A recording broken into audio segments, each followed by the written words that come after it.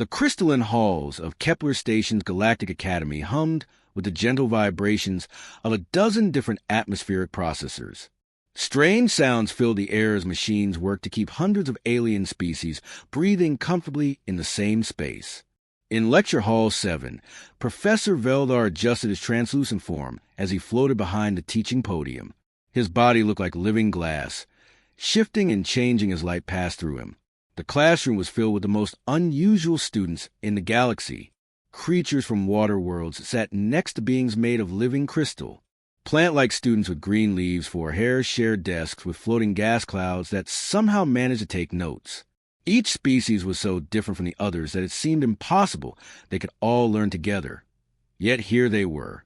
Today we continue our study of planetary classifications, Professor Veldar announced. His voice was strange and musical, vibrating at different frequencies, so that every species in the room could understand him. Some students heard high-pitched whistles, others felt deep rumbles in their bones, but somehow the meaning was clear to all. The professor's body glowed brighter as he began to explain. As you know, we classify planets based on how dangerous they are to most forms of life.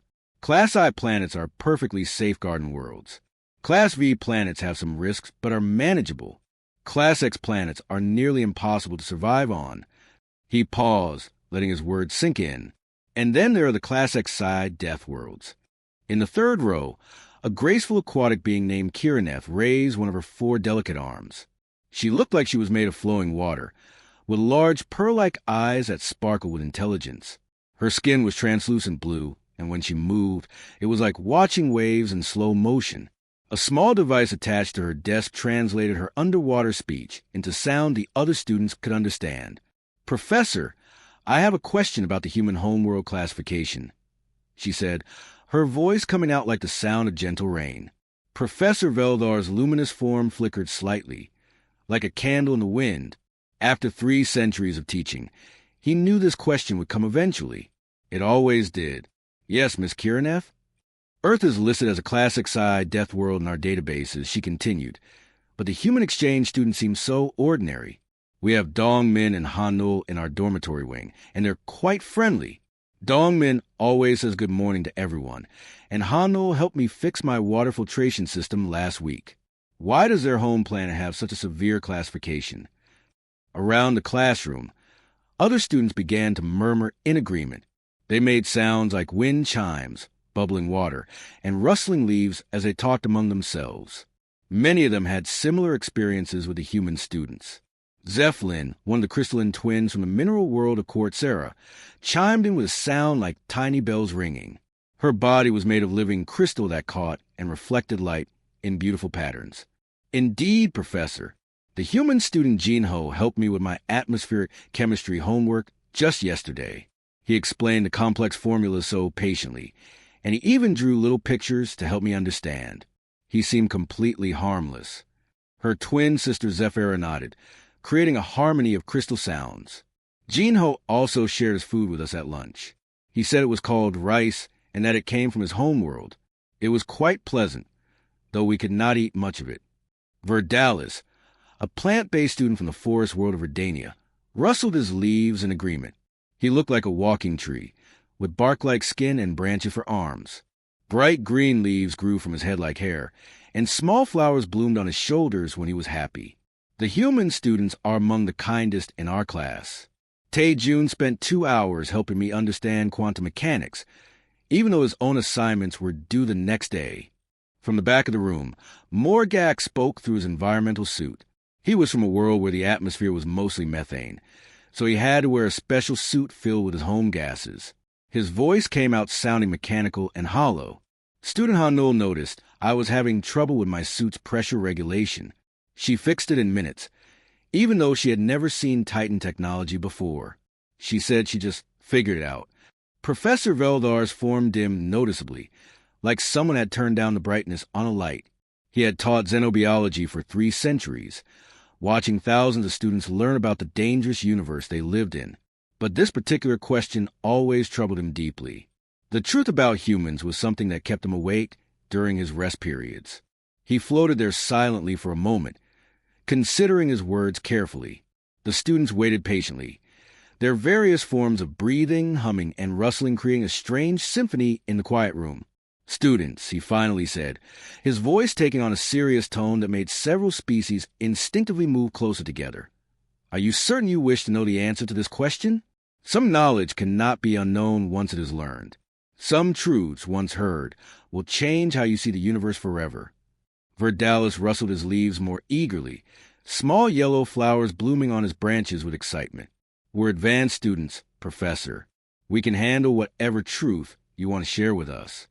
The other students made sounds of agreement, their curiosity overcoming any fear they might have felt. Professor Veldar floated toward the center of the lecture hall, where a large holographic projector waited.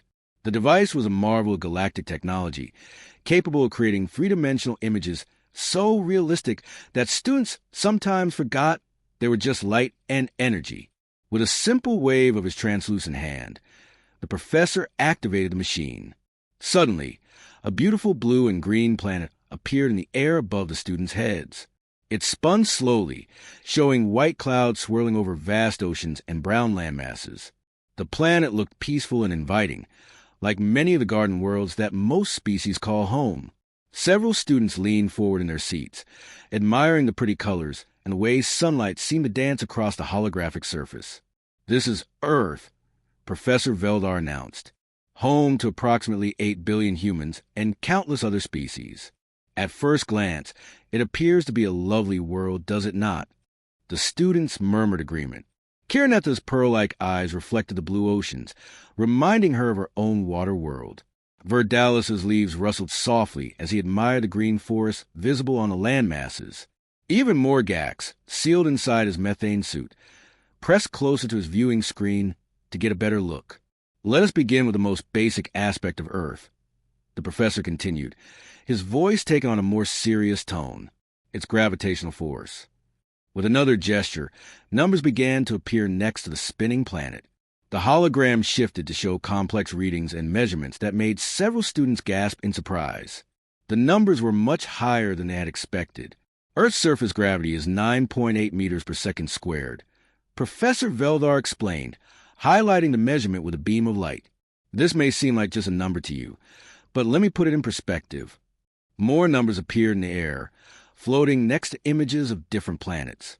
"Miss Kiraneth, your homeworld of Quanies has a gravity of 3.2 meters per second squared.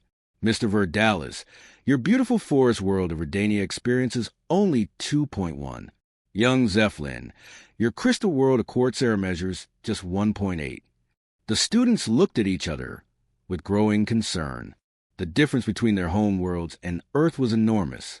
They had never imagined that gravity could vary so much from place to place. Professor Veldar manipulated the holographic display, and suddenly the students could see a simulation playing out before them. A human child, no more than 6 or 7 years old, was running across a playground.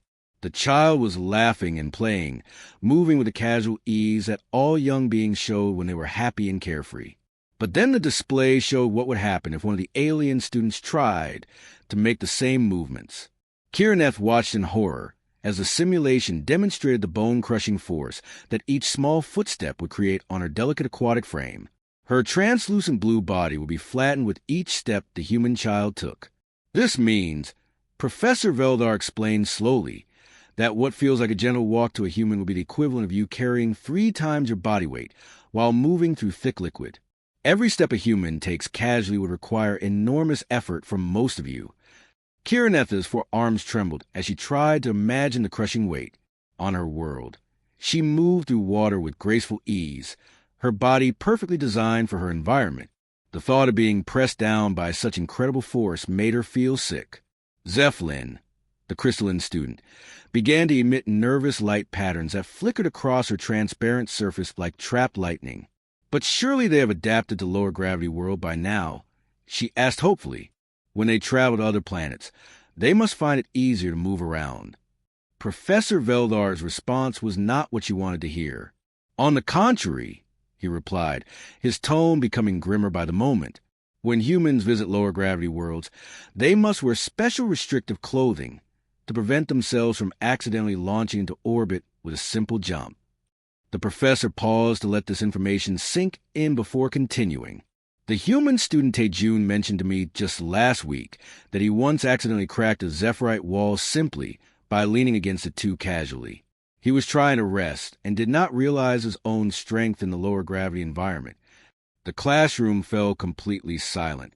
Even the usual background sounds of different species breathing and moving stopped as the students began to understand the frightening implications of what they were learning. They had been living alongside beings whose casual movements could accidentally destroy their bodies or their property.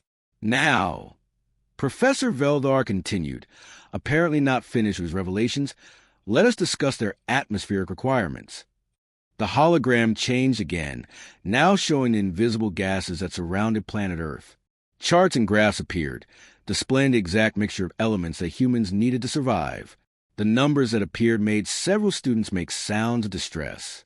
Earth's atmosphere consists of 21% oxygen and 78% nitrogen, existing at 1.01 atmospheric pressure, the professor explained. Verdalis, the plant-like student, began to tremble so violently that his leaves shook and several small flowers fell from his branches onto the floor. Professor, he said in a voice barely above a whisper, that concentration of oxygen would be highly corrosive to most species. It would burn through our tissues like acid. You are absolutely correct, Professor Veldar confirmed. What humans breathe every moment of every day is essentially a slow-acting poison to 94% of all known galactic species. Your bodies will begin to break down within minutes of exposure to their normal air. The professor paused dramatically, his translucent form pulsing with a darker light. And that atmospheric pressure I mentioned, it would cause most of your species to literally explode from internal pressure differential. Your bodies simply cannot withstand the crushing weight of Earth's atmosphere. The holographic display above the students suddenly changed, and they found themselves looking at a very different version of Earth. This was not the peaceful blue and green planet they had seen before. This Earth was wild and dangerous, covered in vast grasslands where strange creatures roamed. The sky looked different too, with an alien quality that made the students feel uneasy just looking at it. Professor Veldar's translucent form pulsed with a darker light as he prepared to reveal something that would disturb his students even more than what they had already learned. What you must understand, he said slowly, is that humans are not simply beings who learn to live on a harsh world. They are something far more dangerous than that. The hologram zoomed in to show early human ancestors moving across the prehistoric landscape. These ancient humans looked smaller and less developed than the modern students they knew, but there was something about the way they moved that made the alien students feel nervous. They walked with purpose, their eyes constantly scanning their surroundings like they were always ready for danger. They are apex persistence predators, Professor Veldar announced, and several students made sounds of confusion. They had never heard this term before, and it sounded frightening. The holographic scene began to play like a movie, showing the ancient humans as they spotted a large animal in the distance. The creature was much bigger and stronger than humans, with powerful legs that could carry it at incredible speeds. Any sensible predator would have given up immediately, knowing they could never catch such a fast animal. But the humans did something that made no sense to the watching alien students. They began to follow the animal at a steady, comfortable pace. Observe their hunting method carefully, Professor Veldar instructed. They do not rely on speed or strength alone. They have something much more terrifying than either of those advantages. The students watched in growing confusion as the humans continued their strange pursuit. The large animal would run away at full speed, leaving the humans far behind. But then, after a while, the animal would stop to rest, thinking it was safe. That was when the humans would appear again, still moving at the same steady pace, never stopping, never resting. They simply never stop, the professor explained, and his words sent chills through every student in the room. Kiraneth watched the simulation with mounting dread as the scene played out over and over again. The human figures jogged steadily for hours, never changing their pace, never showing signs of tiredness. The animal they were hunting ran faster and faster each time, becoming more and more desperate, but it could not escape. Eventually, the poor creature collapsed from pure exhaustion, too tired to run anymore. The holographic humans calmly walked up to their fallen prey, barely breathing hard after their incredible chase. This hunting method requires extraordinary endurance, Professor Veldar continued. Modern humans can run continuously for 26.2 miles in what they call a marathon, and many of them do this for fun, as a form of recreation. The alien students looked at each other with expressions of disbelief. Running for recreation? The very idea seemed insane to beings who could barely move a few hundred meters without needing rest. Their student Dong Min mentioned to me just yesterday that he runs a few miles each morning before class, the professor added casually. He described it as a light warm-up exercise to help him wake up. That distance would literally kill most of you through sheer physical exhaustion. Verdalis rustled his leaves anxiously, small brown spots appearing on them as stress affected his plant-like biology. But surely their incredible endurance comes at the cost of other abilities? He asked hopefully. They must be weak in other areas to be so strong in this one. Professor Veldar's translucent form flickered with what might have been bitter amusement, like someone laughing at a joke that was not really funny. I am afraid that is not the case, Mr. Verdalis. Human endurance is just one of many remarkable adaptations. The hologram changed again, now showing charts and graphs that displayed human survival capabilities. The numbers that appeared made several students gasp in shock. Humans are capable of surviving in temperature ranges from negative 40 degrees Celsius to positive 50 degrees Celsius, the professor explained. They can survive without water for several days and without food for several weeks. Most of your species would die within hours under such conditions. The display shifted once more, now showing the long and violent history of planet Earth. The students watched in horror as massive sheets of ice covered the continents, as volcanoes exploded with devastating force, as huge rocks from space crashed into the planet's surface. Every major extinction event in Earth's history, humans or their ancestors somehow survived. Professor Veldar said quietly, when their planet tried to kill them with ice ages that lasted thousands of years, they learned to make fire and build shelters. When massive floods tried to drown them, they built boats and learned to swim. When there was no food and starvation threatened to end their species, they learned to eat almost anything, including things that would be deadly poison to other species. Zephelin's crystalline form began to vibrate with fear, creating a high-pitched sound like glass about to shatter. Professor, she said in a trembling voice, you are describing a species of living weapons. These are not peaceful beings. These are creatures designed by evolution to be perfect killers. Professor Veldar's light dimmed even further. Indeed, Miss Zephelin, but I am afraid we are not finished with our lesson yet. We have not even discussed their most frightening ability of all. The students leaned forward despite their fear, dreading what they might learn next. Let us now discuss their regenerated capabilities, the professor said ominously. Professor Veldar's luminous form pulsed slowly, like a heart beating in slow motion. The light that usually flowed smoothly through his translucent body now flickered with darker patterns, as if he was preparing to share something that deeply troubled him. The alien students sat in complete silence, still trying to process everything they had learned about human physical abilities. Students, the professor began, his voice taking on an even more serious tone. We have discussed human physical capabilities in great detail. Their strength, their endurance, their ability to survive in conditions that would kill most of us instantly. But now we must examine something even more frightening in their bodies. The holographic display above them shifted dramatically, showing what looked like the inside of a human brain.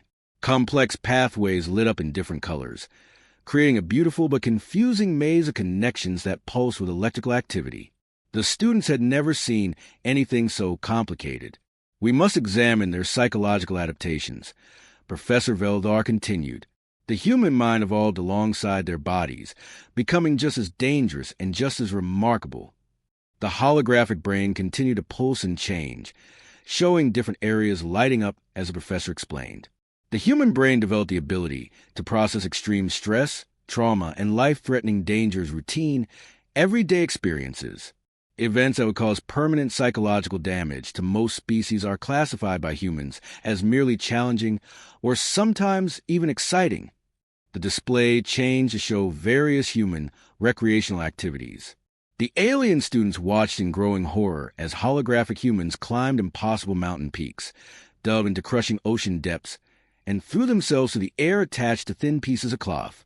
Kiranetha's pearl-like eyes grew wider as she watched humans deliberately putting themselves in mortal danger. Her aquatic mind could not understand why any intelligent being would choose to face death for entertainment. "Professor," she whispered, her voice barely audible through her translation device. "They seek danger voluntarily? They choose to put themselves in harm's way." Before the professor could answer, Verdalis rustled his leaves nervously, small flowers falling from his branches as stress affected his plant biology. "Not only do they seek dangerous situations," he said with growing alarm, "but our human classmate Jinho told me just yesterday that he plans to go skydiving during his next leave from the academy. When I asked him what this meant, he explained it as jumping out of a perfectly good aircraft for fun." The other students made various sounds of distress. Morgax's methane-breathing apparatus hissed more rapidly. Zephlin's crystalline surface began to emit panic light patterns, and Kiranetha's four arms trembled with fear. "This brings us to a critical point about human psychology," Professor Veldar continued, apparently not finished with his disturbing revelations. "Human children are not raised in the peaceful, protective environments that most of our species provide for their young. Instead, they are deliberately exposed to challenging situations from the moment they can walk. The holographic display changed to show human children at play. At first glance, it looked innocent enough, small humans running around and laughing together. But as the professor began to explain what they were watching, the alien students realized they were seeing something much more sinister. Human children are raised through play activities that simulate combat, competition, and survival scenarios. Professor Veldar explained. What they call games would be considered military training exercises by most civilized species. The students watched as human children played something called tag, chasing each other with determination and strategy. They saw children hiding from each other in a game called hide and seek, learning stealth and detection skills that could be used in warfare. They observed young humans engage in competitive sports, learning to work as teams while trying to defeat their opponents. "They are training their children to be warriors from the earliest age," Zeppelin observed, her crystal body shimmering with fear. "Even their entertainment is preparation for conflict." "Indeed," Professor Veldar agreed. "But perhaps most dangerous of all is their capacity for what they call pack bonding." Morgax's methane processor hissed nervously as he leaned forward in his environmental suit. "Pack bonding? What does this mean, Professor?" The professor's form dimmed significantly, as if this topic was the most troubling of all. Humans will form intense emotional attachments to virtually anything: their families, their friends, their pets, their possessions, sometimes even inanimate objects. Once this emotional bond is formed, they will fight to the death to protect what they consider to be theirs. The holographic display showed examples of human bonding behavior. The students saw humans caring for other humans, but also forming attachments to other species, to places, and even to objects that seemed to have no logical value. Zephelin's crystalline surface flickered with sudden realization. Hanno mentioned to me that she missed her dog back on Earth. I assumed this was another human, perhaps a family member or friend. "A dog," Professor Veldar explained grimly, "is a domesticated predator that humans keep as a companion animal. They have formed pack bonds with creatures that were originally wolves, apex predators in their own right. Humans literally live with tame killers and consider them family members." Verdalis's leaves rustled with growing panic. "They bond with predators?" "Not only do they bond with predators," the professor continued, "but they will defend these bonds with the same ferocity they would use to protect their own offspring. A human who perceives a threat to their pack will unleash every survival instinct, every predatory adaptation, every ounce of their Deathworld strength to eliminate that threat." The classroom fell into a stunned silence as the implications became clear. The friendly human students they knew were not just physically dangerous. They were psychologically programmed to become violent protectors of anyone or anything they cared about. Professor Veldar slowly dimmed the holographic display until it disappeared completely, leaving the classroom in the soft artificial light of the space station. The alien students sat in their various seats, their different forms of breathing creating a symphony of fear and confusion. Some trembled, others flickered with nervous energy, and a few seemed to be having trouble maintaining their physical cohesion as the weight of what they had learned pressed down on them. The professor turned to face his class directly, his translucent form now glowing with a dim, serious light that made him look older and more tired than he had at the beginning of the lesson. He had taught thousands of students over his long career, but this particular lesson never got easier to deliver. "Students," he said softly, his voice carrying a gravity that made even the most distracted student pay attention, "everything I have told you about human physical abilities, their psychological adaptations, and their evolutionary history brings us to the final and most crucial point of our discussion today." The classroom became so quiet that the only sounds were the gentle hums and whirs of the life support systems keeping each species alive in their shared environment. Professor Veldar paused, letting the silence stretch as he prepared to deliver the most shocking revelation of all. "Humans have been spacefaring for less than 100 years, he announced. For a moment, no one moved. The statement seemed so impossible that the students' minds could not process immediately. Then, slowly, the full meaning began to sink in. Kiranetha's translation device made strange crackling sounds as it struggled to convey her whispered question. "Less than 100 years? Professor, surely there must be some mistake in the historical records." Her pearl-like eyes reflected disbelief and growing terror as she tried to understand what she had just heard. On her water world of Aquanis, her people had been slowly developing space technology for over 3,000 years, and they had only achieved reliable interplanetary travel in the last few centuries. Professor Veldar shook his translucent head slowly. "There is no mistake, Miss Kiraneth. Most species in our galaxy require millennia to develop stable space travel capabilities. My own people, the Etherians, spent 4,000 years perfecting our technology before we dare to leave our home system." The professor gestured, and new holographic displays appeared showing technological development timelines for various species. The chart showed long, gradual progression spanning thousands of years for most civilizations. Humans went from their first powered flight to interstellar travel in less than a century, he continued. They are the fastest advancing species in all of known galactic history. What took other civilizations thousands of years to achieve, they accomplished in the span of a single human lifetime. Verdalis rustled his leaves so violently that several branches snapped under the stress.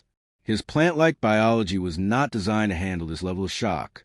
"But, Professor," he managed to say, "how is such rapid advancement even possible? Surely they must have had help from other species." "They developed everything independently," Professor Veldar replied grimly. "No outside assistance, no advanced technology left behind by previous civilizations. They simply figured it out." The professor manipulated the holographic controls again, and new images appeared, classified reports from the Galactic Council that the students had never seen before. The official seals and restricted access warnings made it clear that this information was not normally shared with students. Human colonies now thrive on worlds that we classified as completely uninhabitable, the professor explained as images of harsh alien landscapes fill the air above them. They have established successful settlements on Class 9 through Class 11 Deathworlds that killed every previous colonization attempt by other species. The students looked at the images with growing horror. These were worlds of toxic storms, crushing gravity, poisonous atmospheres, and extreme temperatures. Several species had tried to colonize these planets over the centuries, and all had failed catastrophically. Verdalis rustled weakly, his leaves now showing brown patches of stress damage. "How is such a thing possible, Professor? How can they survive where others cannot?" Professor Veldar's form flickered with what might have been grim admiration. "Because they do not merely adapt to hostile environments the way other species do. When they encounter a world that tries to kill them, they find ways to kill it back. They reshape entire planets to suit their needs." The holographic display showed time-lapse images of human terraforming projects. Barren, lifeless worlds slowly transformed into green, habitable planets as human technology reshaped atmospheres, redirected rivers, and even moved mountains. "Their terraforming capabilities exceed anything we thought possible," the professor continued. "They can change the fundamental nature of a planet in decades, not centuries." Zephlin's crystalline form was flickering so rapidly with panic that she looked like a broken light. "Professor, she said in a voice like shattering glass. "What does this mean for the rest of the galaxy? What does it mean for us?" Professor Veldar was quiet for a long moment, his translucent body pulsing slowly as he considered how to answer such a profound question. The weight of galactic history seemed to settle on his shoulders. "It means that humanity is not simply another species joining the galactic community," he said finally. "They are an unstoppable evolutionary force unlike anything we have ever encountered." The professor's words hung in the air like a death sentence as the students tried to comprehend the implications. In the short time since joining the Galactic Council, human military tactics have completely revolutionized our defense strategies.